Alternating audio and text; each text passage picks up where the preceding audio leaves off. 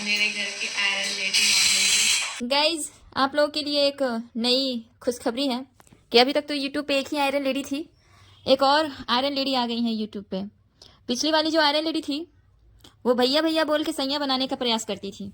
अब ये जो आयरन लेडी है ये ब्लॉग के नाम पे कुछ भी पोट्टी कर देती हैं यूट्यूब पे। देख लो, बस कैसे भी करके देख लो, क्योंकि हम सब नेपोटिज्म की पैदाइश हैं। हमारे यहाँ ब्लॉग में सिर्फ मुंडी हिलाने के नाम पर 1 लाख 2 लाख व्यूज़ कमा लिए जाते हैं, और जिस वीडियो में हम लोग हाथ पैर सर सब कुछ हिला दें तो समझ लिए कि वो वीडियो चला जाएगा 5 लाख से भी ऊपर। तो हम सब नेपोटिज्म की पैदाइश हैं और अपने आप को आयरन लेडी बोल रहे हैं। ब्लॉग में हम क्या दिखाते हैं, क्या ही बताएं क्या ही बताएं।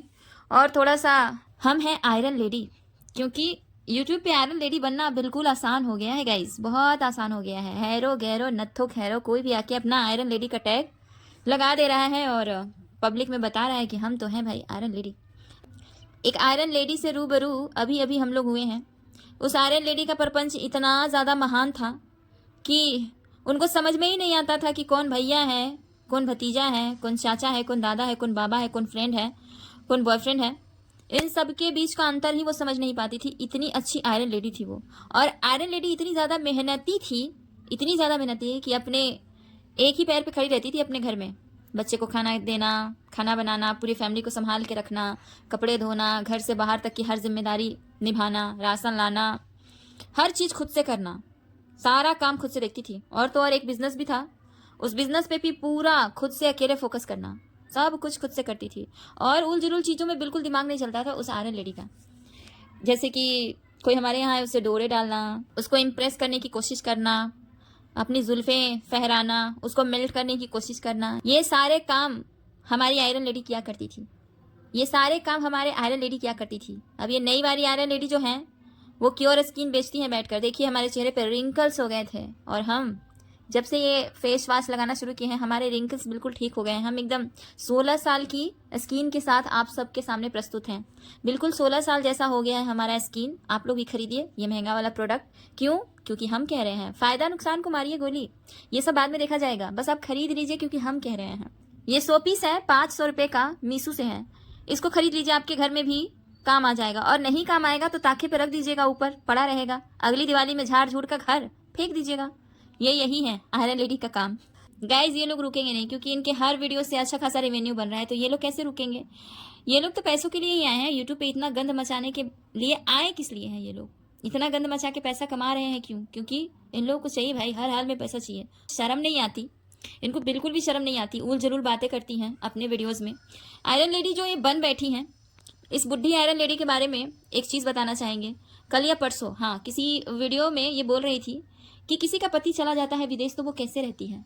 अरे मूर्ख औरत, एकदम मतलब कैसे फैमिली से हो तुम लोग? तुम लोग कैसे खुद को बोलते हो कि हम टीचर हुआ करते थे, हम प्रिंसिपल हुआ करते थे? तुम लोगों में इतना भी नॉलेज नहीं है कि एक बेवफा पति और एक कामकाजी पति में अंतर क्या होता है। कोई जाके दुबई बैठा है तो जाहिर सी बात है अपने परिवार की जिम्मेदारियों के साथ वो गया हुआ है। वो यहाँ पे अय्याशी करने नहीं गया है, वो गया है अपने घर परिवार के लिए पैसे बटोरने, पैसे जमा करने, पैसे कमाने, मेहनत करने गया है। तो उसकी बीवी सब्र के साथ रह लेती है कि आज नहीं तो कल वो आएंगे, ढेर सारे पैसे लाएंगे, हम उन पैसों को यहाँ यूज़ करेंगे, वहाँ यूज़ करेंगे। तो सब्र आ जाता है ऐसी महिलाओं में। लेकिन आप अपने बेटे को यहाँ पे जस्टिफाई कर रही हैं उन मर्दों से जो अपनी पत्नी के लिए कमाने जाते हैं दूर। हद हो गया। मतलब जाहिलता का भी एक लिमिट होता है, लेकिन ये लोग सारे लिमिट क्रॉस कर चुके हैं जाहिलता का। हम तो कहते हैं कि अगर तुम लोगों को बात नहीं करने आता, अपने थॉट्स नहीं रखने आते हैं, तो तुम लोग ना चुप रहा करो, मत बोला करो ना। ऐसे उल जलूल बातें बोल देते हो, फिर रिएक्ट करना पड़ता है हम लोगों को। तो कहते हो कि हाय हाय, ये तो बहुत ज़्यादा एकदम गंद मचा के रख दिया है रिएक्शन वालों ने, हमारे तो पीछे पड़ गए हैं रिएक्शन वाले। तुम लोग पहले सोच समझ कर बोला करो।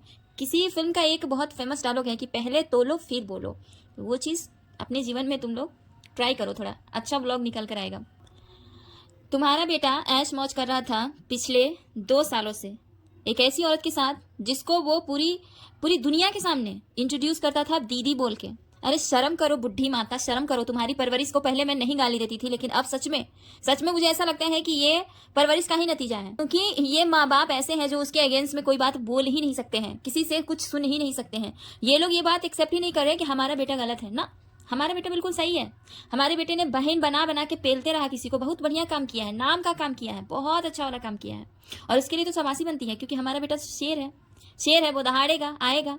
इनके ब्लॉग में बहुत ज़्यादा मेहनत लगता है गाइस। थोड़ा सा चले जाओ किचन में, भुजिया को उलट पुलट कर दो, फिर वहाँ 2 बात कर लो, फिर आओ उधर से इधर, इधर जाके झूले पे बैठ लो, आलसी मन से कुछ बोल दो, ऐसे करेंगे वैसे करेंगे, जबकि उस बात का कोई मीनिंग, कोई मतलब ही नहीं निकलता कि ये बोल क्या रहे हैं। कई बार तो मुझे गुस्सा आता है उन ऑडियंस पे कि इनकी मीनिंगलेस बातें सुनते कैसे हैं। दौड़ कर जाते हैं कि चलो भाभी जी ने वीडियो अपलोड किया है, चलो जल्दी से देखते हैं, मिस नहीं करना चाहिए। और वो बोलती क्या है उसको खुद समझ में नहीं आता। वो क्या बोलेगी, उसके पास खुद का कोई दिमाग है, कोई सेंस है?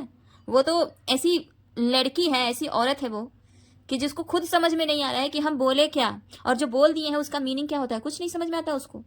पता नहीं कैसे आप लोग ऐसे वीडियोस को टॉलरेट कर लेते हो, कैसे? मुझसे तो बिल्कुल ही नहीं किया जाता इन लोगों की वीडियोस। हाँ, एक वीडियो में ये आंटी जी बोल रही थी कि हम लोग बहुत खानदानी हैं, इसलिए हमारे यहाँ ये केस फौजदारी ये सब नहीं होता है, हम लोग बहुत अच्छे घरों की बहुएं लेकर आए हैं। वैसे घर की बहुएं नहीं लाए हैं जहाँ पे लड़कियाँ केस फौजदारी करती हैं, पुलिस थाना करती हैं।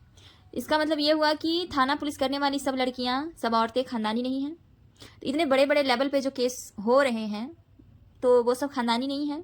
अभी रिसेंट का ही वाकया देख लीजिए, वो सब खानदानी नहीं है। ये आपके यहाँ थाना पुलिस नहीं होता क्योंकि आप लोग खानदानी हैं, मान लिए, लेकिन आप लोग के यहाँ ये ज़रूर होता है कि किसी औरत को पहले दीदी बनाओ, बाद में उसको बीवी बनाने का प्रयास करो, और जब बीवी ना बन पाए तो उसकी इज्जत की धज्जियां उड़ा दो पूरी तरीके से। कहने का मतलब ये है कि बहन के रिश्ते में आप लोग अवैध संबंध रखते हैं, ये खानदानी होने का निशानी है।